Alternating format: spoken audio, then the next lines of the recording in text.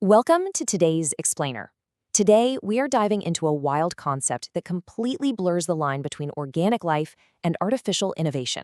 It's called silicon predator and the high-tech prey.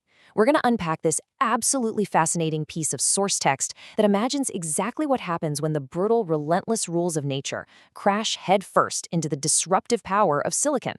If you've ever wondered how advanced tools might literally rewrite the fundamental laws of survival out in the wild, well, you are in exactly the right place. Let's get into it. So let's dive right into our source text. It reads, create a video of forest where a deer save itself from the lion using advanced technology gadgets. It's just a single unpolished sentence, but wow, it contains an entire universe of conceptual collision. It challenges literally everything we think we know about nature. I mean, we've got the classic setup, right? A deer, a lion, a forest. But then we throw advanced technology gadgets into the mix. It takes a story we've seen 1,000 times on nature documentaries and just completely shatters the expected outcome. And this brings us to a huge, core question. What actually happens when the natural food chain gets a high-tech upgrade? For millennia, the food chain has been totally dictated by things like muscle mass, bite force, stealth, and biological speed. But consider what it means for us and our understanding of dominance if the ultimate evolutionary advantage isn't biological at all, but artificial. That's the exact paradigm shift we're exploring today, and it fundamentally changes how we view vulnerability and power in a rapidly advancing world. Section 1, the speculative premise. We're establishing a brand new normal here.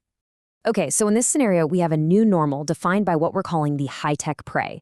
Basically, this is a naturally vulnerable organism, like our deer, that leverages advanced technology gadgets to completely evade traditional predators and secure its survival.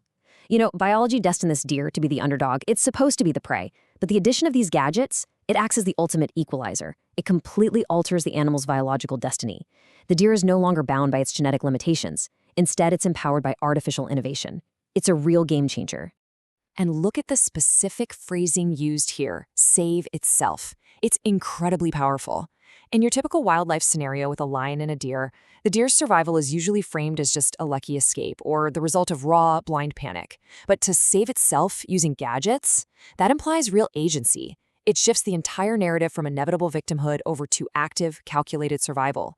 The deer isn't just reacting blindly anymore. It's utilizing a tool. It's taking decisive, technologically assisted action to completely flip the script on its predator. Moving on to Section 2, the forest battlefield. Nature versus technology. Here we have a fundamental, high-stakes conflict. On one side, we have the natural threat, the lion's biological instincts. This represents literally millions of years of evolution, apex predatory skills, raw muscle, and pure instinct. On the flip side, we have the artificial defense, advanced technology gadgets. This is such a stark, vivid contrast. You have the warm, organic, breathing power of the lion coming right up against the cold, calculated, manufactured advantage of the deer's technology. It is, quite literally, blood and bone versus metal and code. Just picture the setting for a second. A quiet, organic forest. We usually think of a forest as this peaceful ecosystem, right? But here, it's an arena. The ultimate juxtaposition is ancient wood, leaves, and primal predator instincts colliding violently with modern silicon and advanced mechanics. These gadgets are entirely out of place in this environment. They absolutely do not belong among the moss in the trees. Yet, according to our source text, they are the single most effective tools for survival in that exact space. Section 3, the high-tech prey, hacking the natural order.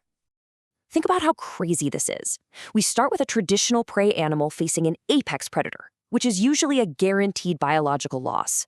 But because it is equipped with unnatural, advanced tools, it totally defies the standard rules of the wild. Technology here serves as a bridge.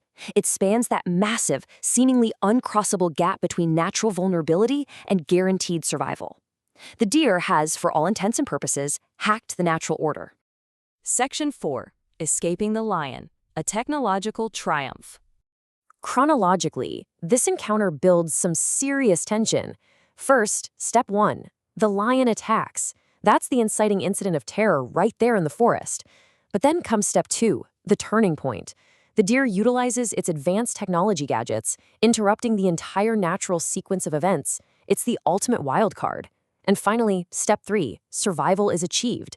The tech works. Against all biological odds, the deer actually saves itself. And here is the kicker. The climax of this life-or-death encounter isn't decided by speed or fangs, stamina, or even camouflage. It is decided exclusively by the successful deployment of advanced tech. The traditional rules of engagement that have governed the forest for eternity, they simply no longer apply. Survival in this specific scenario isn't a biological victory at all. It is purely a technological triumph. It renders the lion's evolutionary advantages completely obsolete in that given moment. Finally, Section 5, redefining the food chain, the silicon predator. This brings us right back to the fascinating title of our source material, silicon predator. This suggests that technology itself has become the ultimate force in the forest ecosystem. Really think about that for a second. Even though the deer is the one actually using the gadget, the technology is the entity exerting dominance over the lion. The silicon, the circuitry, the advanced mechanics, they are the things rewriting the rules of who holds the power. Technology transcends the biological hierarchy entirely. So this leaves us with a massive, lingering question.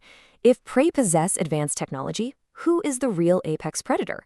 I mean, if a naturally defenseless deer can effortlessly outmaneuver the king of the jungle using artificial gadgets, the whole concept of an apex predator gets turned completely upside down.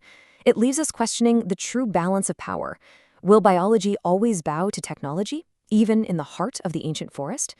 Thank you so much for joining me on this explainer. Keep questioning the world around you, and I'll see you next time.